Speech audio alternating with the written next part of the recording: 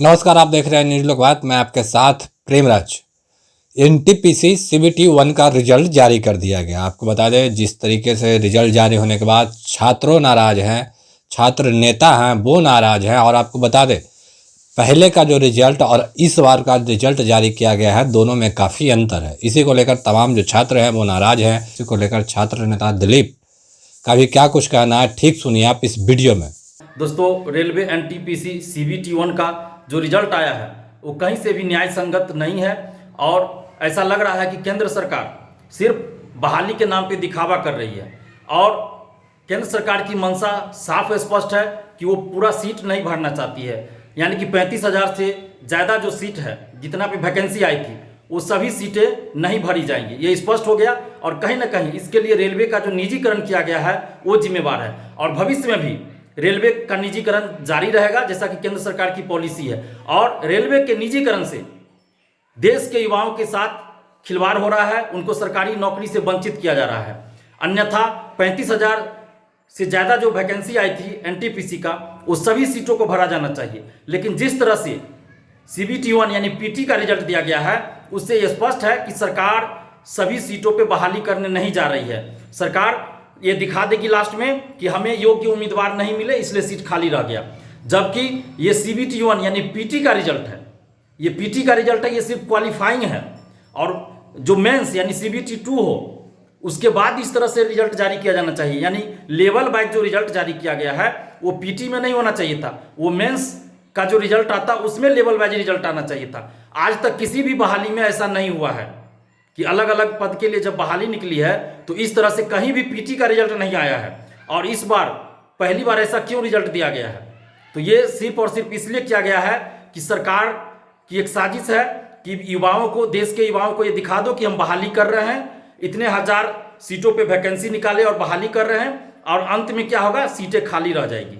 सरकार कह देगी कि हम तो इतना हजार वैकेंसी निकाले थे और युवा जो है 2019 से इसमें लगे थे। अब सोचिए कि 3 साल होने जा रहा है इस वैकेंसी को, और 3 साल बाद जब पीटी का रिजल्ट आता है तो इस तरह से गड़बड़ी करके रिजल्ट दी जाती है। इनको लेवल वाइज रिजल्ट देने की क्या जरूरत थी, जबकि आज तक ऐसा नहीं हुआ है। यानी कि ये लेवल वाइज रिजल्ट सिर्फ इसलिए दिया गया है ताकि युवाओं को गुमराह किया जा सके और अंत में सीट खाली रह जाए। क्योंकि इनको तो रेलवे को बेचना है, रेलवे का निजीकरण करना है, जो कि पहले से चला रहा है। इनको सरकारी नौकरी देनी नहीं है। तो ये सिर्फ और सिर्फ इसलिए किया गया है कि सरकारी नौकरी ये नहीं देना चाहते हैं। और रेलवे का निजीकरण आगे भी जारी रहेगा। इससे यही स्पष्ट हो रहा है कि आगे भी रेलवे का निजीकरण जारी रहेगा।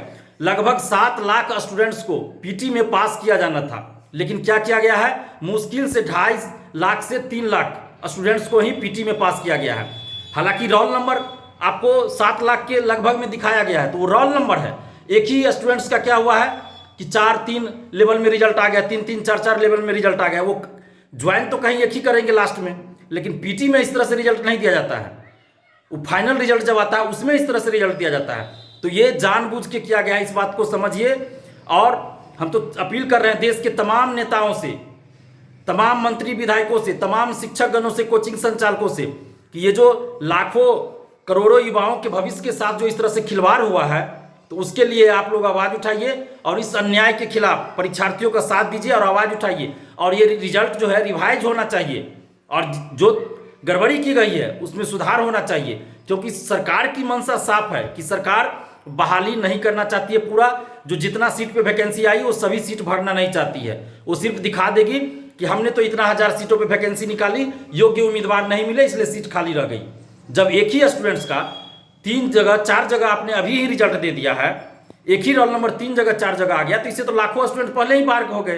तो जब फाइनल रिजल्ट आएगा, यानी मेंस के बाद जब फाइनल रिजल्ट आएगा, तो उसमें तो वो किसी एक ही जगह ज्वाइन करेंगे, तो ऐसे भी सीट खाली रह जाएगा। तो ये बहुत बड़ी साजिश है। और ये जो एनटीपीसी का रिजल्ट देने में इतना विलंब हो रहा था, वो इसीलिए हो रहा था कि सरकार जो है ये तिकरमबाजी कर रही थी, ये प्लानिंग कर रही थी कि किस तरह युवाओं को गुमराह किया जाए और किस तरह ऐसा कुछ किया जाए ताकि सीटें खाली रह जाए और युवाओं को लगे कि हमने नौकरी दे दी, सरकार ने नौकरी दे दी।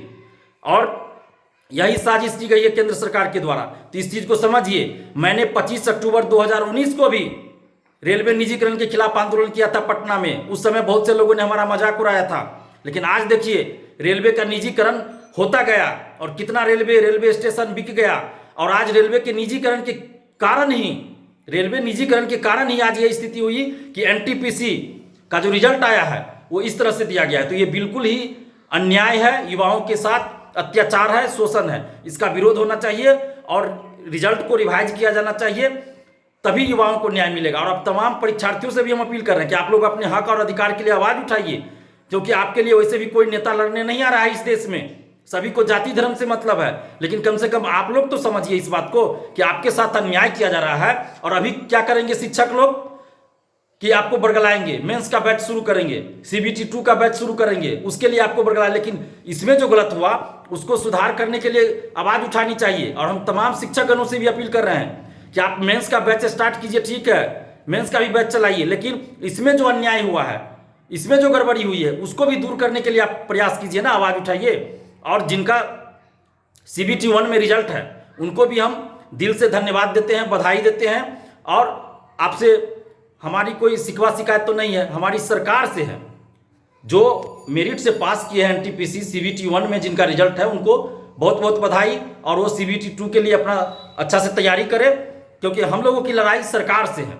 यहाँ स्टूडेंट से किसी की लड़ाई नहीं है, लड़ाई सरकार से है, क्योंकि सरकार ने यह अन्याय किया है, सरकार ने इतना बड़ा अन्याय किया है। तो हम तमाम शिक्षकगणों से, कोचिंग संचालकों से, देश के तमाम नेताओं से ये अपील कर रहे हैं कि आप लोग इस अन्याय के खिलाफ आवाज़ उठाइए और रिजल्ट रिवाइज होना चाहिए, क्योंकि ये लाखों करोड़ों युवाओं के भविष्य का सवाल है। एक तो वैकेंसी नहीं आती है, वैकेंसी के नाम पे दिखावा, 5 साल 6 साल 7 साल 8 साल के बाद वैकेंसी आई, उसके बाद 3 साल बाद जब रिजल्ट आता है तो फिर ये हाल किया जाता है। तो आप सोचिए कि युवाओं के साथ कितना अन्याय हो रहा है। तो आखिर ये कब तक सहा जाएगा, कब तक बर्दाश्त किया जाएगा।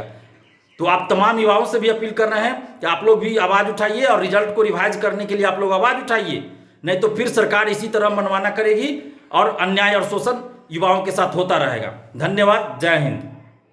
तो जैसा कि सुना आपने, दिलीप का साफ तौर पे कहना है कि जो केंद्र सरकार है उसका मंशा साफ नहीं है, जो तमाम जो सीट है उस पर नहीं चाहती है कि छात्रों का बहाली हो। जो छात्र हैं कहीं ना कहीं एक ही सीट पर करेंगे, उनका रिजल्ट 4 जगह है, फिर भी वो एक ही जगह करेंगे।